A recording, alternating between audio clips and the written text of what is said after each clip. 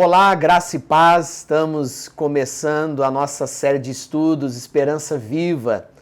Nós temos esse compromisso toda semana e com a graça de Deus nós estamos aqui mais uma vez.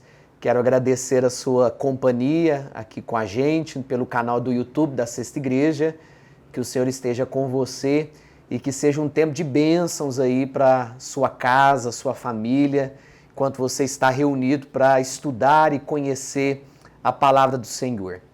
Mas antes de nós lermos o texto bíblico que nós vamos expor hoje, eu quero convidar você e a sua família para participarem da festa da família que vai acontecer no próximo sábado, a partir das 18 horas. Então está chegando a festa da família, será um tempo de comunhão, bem aqui na porta do templo da Sexta Igreja. Nós vamos fechar a rua com autorização da prefeitura e você poderá trazer os seus filhos, a sua família, para estarem conosco. E toda a verba arrecadada da festa da família será destinada para a conferência da família, que vai acontecer ao final do mês de novembro. Então venha participar conosco, será um tempo de celebração, um tempo de comunhão, uma boa oportunidade para você conhecer novos irmãos, novas pessoas. Então nós aguardamos você e a sua família para estarem conosco na festa da família no próximo dia 19, a partir das 18 horas. Nós vamos continuar a nossa série de estudos, que está baseada na primeira carta do apóstolo Pedro, e eu convido você a ler comigo os versos 15 a 19. O texto bíblico vai aparecer para você aí no seu vídeo, para que você acompanhe a leitura, que diz assim: Antes, santificai a Cristo como Senhor em vosso coração, estando sempre preparados para responder a todo aquele que vos pedir razão da esperança que é em vós, fazendo-o, todavia, com mansidão e temor, com boa consciência, de modo que naquilo que falem contra vós outros fiquem envergonhados os que difamam o vosso bom procedimento em Cristo. Porque se for da verdade de Deus, é melhor que sofrais por praticardes o que é bom, do que praticando o mal. Pois também Cristo morreu uma única vez pelos pecados, o justo pelos injustos, para conduzir-vos a Deus, morto sim na carne, mas vivificado no Espírito, no qual também foi e pregou aos espíritos em prisão. O verso 15, Pedro diz o seguinte: Antes, santificai a Cristo como Senhor em vosso coração. Você sabia que é possível santificar a Cristo em seu próprio coração? Você sabia que você foi criado, você foi destinado, como discípulo de Jesus, a santificar o seu Salvador, a Jesus? Ter a Cristo como Senhor na nossa vida, ter a Cristo como o nosso bom pastor, é de fato santificá-lo na nossa caminhada. Quando você reconhece que Jesus é o seu Salvador, que não há nenhum outro como Ele, você está o santificando na sua vida, na sua caminhada. Então, quando você professa a sua fé, quando você diz com as suas palavras e com as suas ações quem Cristo é, o que Ele fez por você, você então o santifica, você o glorifica durante a sua jornada, durante a sua vida. Quando Cristo é o Senhor e Deus sobre todos os aspectos da nossa vida, não precisamos temer a oposição dos inimigos. Não precisamos ficar preocupados com o dia de amanhã, o que vai nos acontecer. Quando nós cremos que Jesus é o nosso Senhor e Salvador, nós não precisamos nos preocupar com os inimigos que se levantam contra nós. É certo que nós temos muitos inimigos. Talvez você que está assistindo aí, você esteja vivendo uma experiência assim. Alguém que está perseguindo você ou a sua família. Alguém que está sabotando algumas coisas ali no seu ambiente de trabalho para que você seja prejudicado, para que você não seja abençoado, edificado ali onde você está. Nós temos inúmeras pessoas que estão nos perseguindo.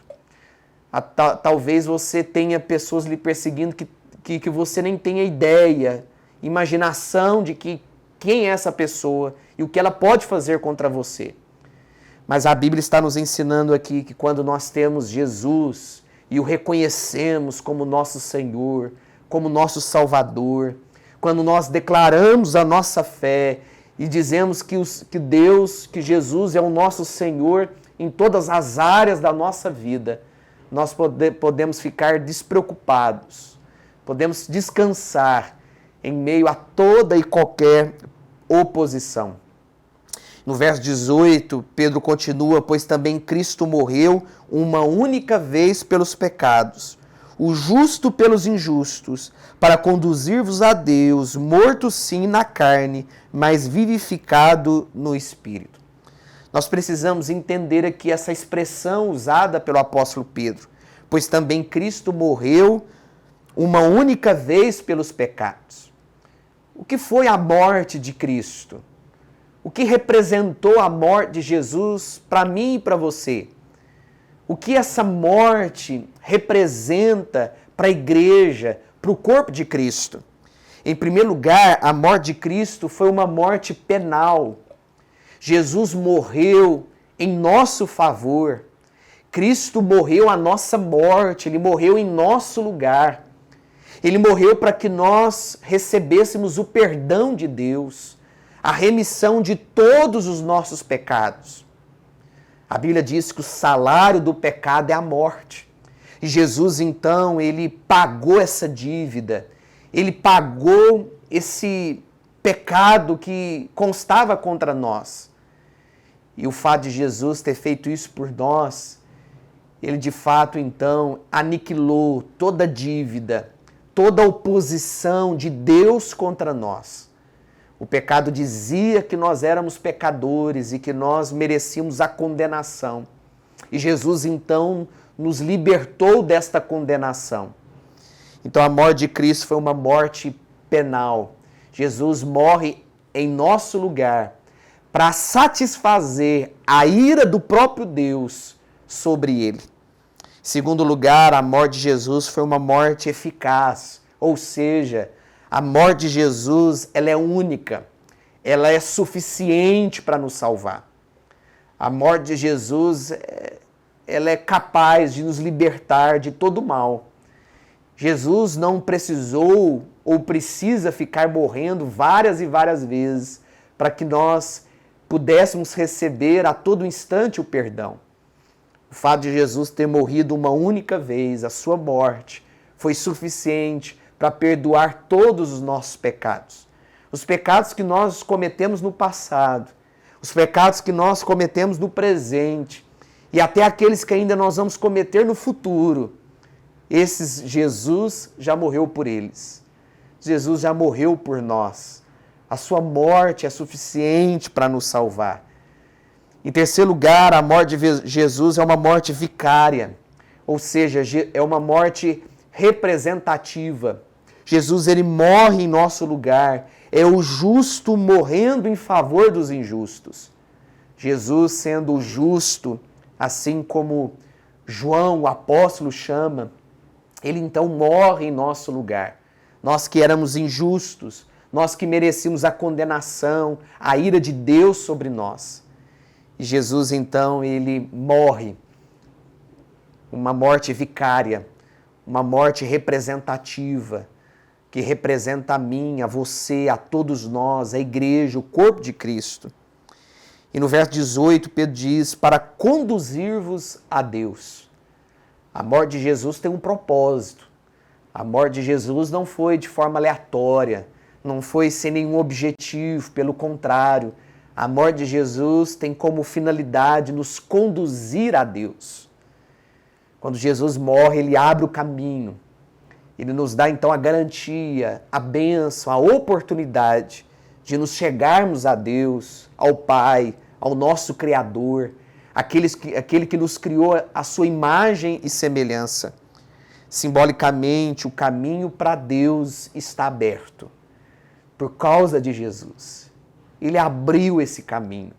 Ele rompeu toda e qualquer dificuldade, obstáculos que estavam sobre o nosso caminho e que nos impediam de conhecer a Deus.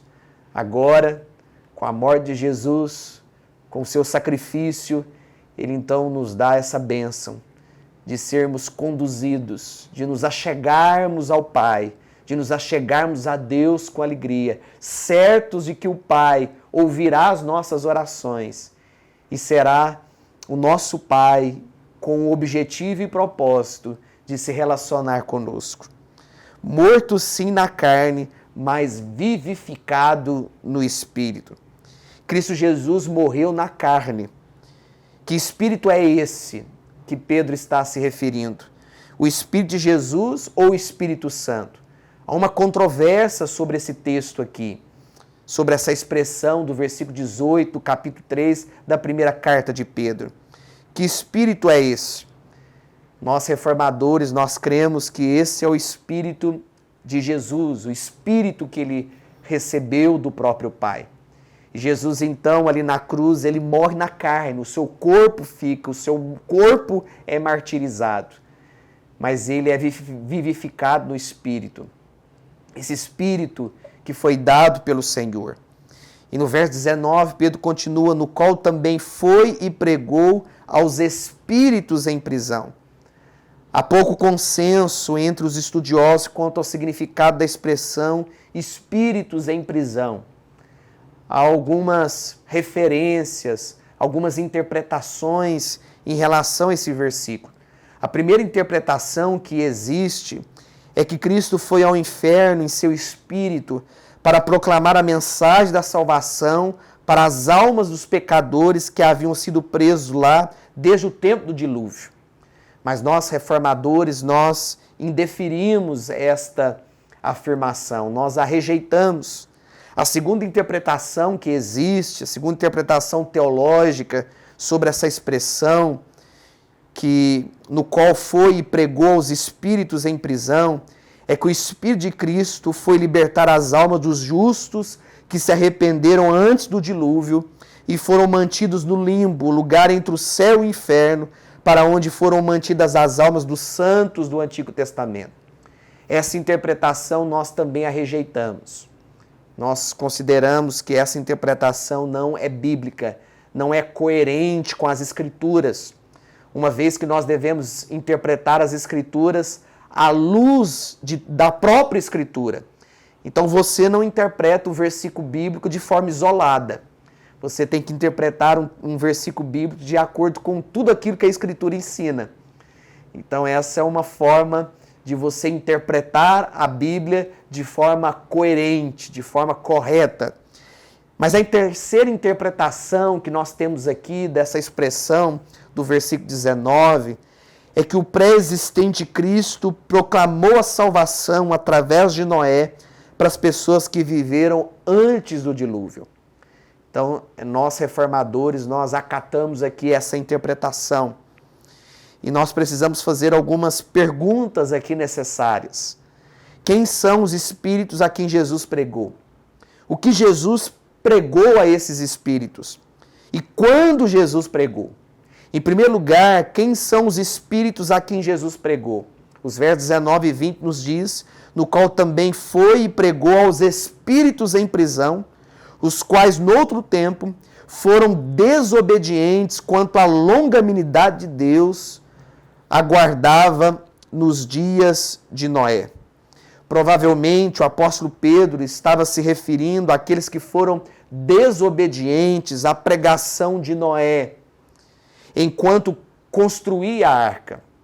Nós sabemos que Noé foi levantado por Deus para construir a arca, para salvar ele e a sua família, e naquele momento, em que é narrado ali nas Escrituras, que Noé constrói a arca e essa arca fica pronta, vem um dilúvio, vem uma chuva, uma tempestade, e durante vários dias essa chuva cai sobre a terra, e a Bíblia ensina que todas as pessoas ali foram exterminadas, mortas, por causa do juízo de Deus. A Bíblia diz que nos tempos de Noé não havia ninguém que buscava a Deus. E o Senhor, então, por livre e espontânea vontade, pela sua soberania, pelo seu bem-prazer, ele então decide destruir a terra com a chuva naquele momento, naquela circunstância. E é sobre esses espíritos que Pedro está se referindo aqui no versículo 19 e 20 do capítulo 3.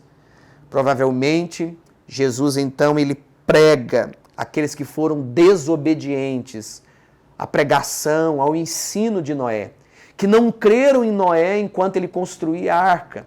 Muitos o chamavam de maluco, de doido. E Jesus então ele vai e prega a esses espíritos. Mas o que Jesus pregou? No verso 19 diz, no qual também foi e pregou os espíritos em prisão. A expressão no qual também não se refere ao lugar onde Cristo foi depois da morte, mas onde ele estava. Ou seja, espiritualmente, Cristo estava presente no tempo de Noé. Mais adiante, Pedro declara que Noé foi um pregador da justiça.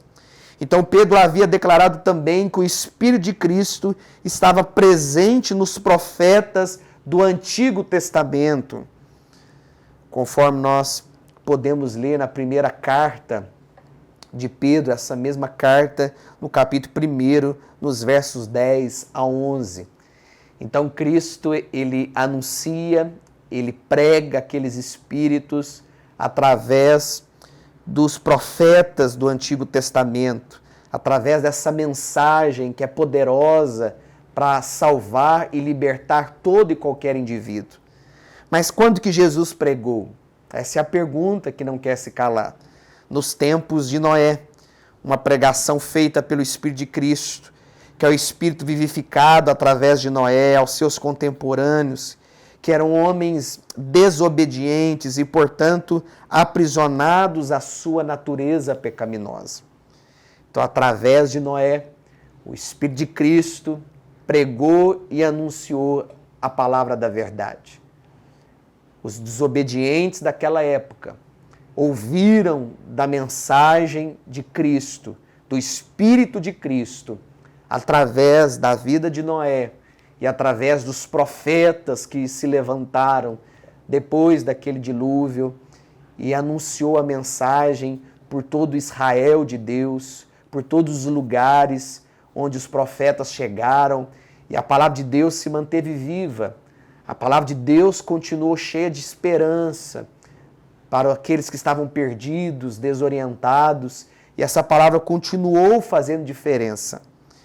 Então, queridos, nós temos aqui uma resposta muito clara a esse versículo aqui do capítulo 3, que é um versículo difícil de interpretar, onde muitas pessoas não conseguem tomar uma direção, que é o versículo 19, no qual nos diz, também foi e pregou aos espíritos em prisão. Pedro aqui está se referindo a Cristo, e nós aceitamos a interpretação de que o pré-existente Cristo proclamou a salvação através de Noé para as pessoas que viveram antes do dilúvio. Então nós cremos que Jesus, ele sempre existiu. Ele existe desde a criação. Ele existe antes mesmo de todas as coisas serem criadas e colocadas no seu devido lugar. Cristo é pré-existente. Ele não foi feito por mãos humanas. Ele foi criado por ninguém. Ele sempre existiu. Ele é o próprio Deus. E ele estava presente desde a época de Noé. Ele estava presente durante todo o Antigo Testamento. E a boa notícia que eu tenho para você é que ele está presente hoje também, na minha vida e na sua vida. Ele tem anunciado a palavra dele ao nosso coração. Ele tem levantado homens e mulheres que falam a respeito dele, que falam da sua mensagem e que testificam sobre o Espírito de Jesus. Que em nome do Salvador, que em nome do nosso Senhor, o seu coração venha se encher de alegria e de esperança, através dessa palavra que é viva, poderosa, para te abençoar e para te fortalecer em todo o tempo. Que Deus esteja comigo, esteja com você, esteja com a sua igreja e que a mensagem de Cristo continue presente sobre cada um de nós. Nós estamos encerrando o nosso estudo de hoje. Na semana que vem, se Deus permitir, nós retornaremos com a série Esperança Viva.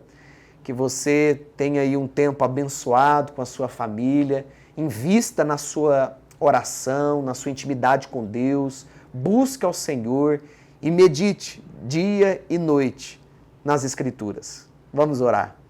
Querido Deus, nós te agradecemos pela vida de Jesus, aquele que nos libertou do império das trevas e nos transportou para o reino da sua maravilhosa luz.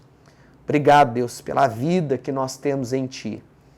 Continue, ó Deus, cuidando de nós. Continue abençoando o Teu povo. E que as Tuas palavras, ó Deus, que a Tua pregação, que é viva e poderosa, continue sempre presente em nosso coração. Use, Senhor, homens e mulheres para transmitirem os Teus ensinos e testificar, ó Deus, ao nosso coração as palavras preciosas do Senhor. É que nós oramos, ó Deus, agradecidos, em nome de Jesus, o nosso Salvador. Amém. Nós estamos ficando por aqui. Deus abençoe sua vida.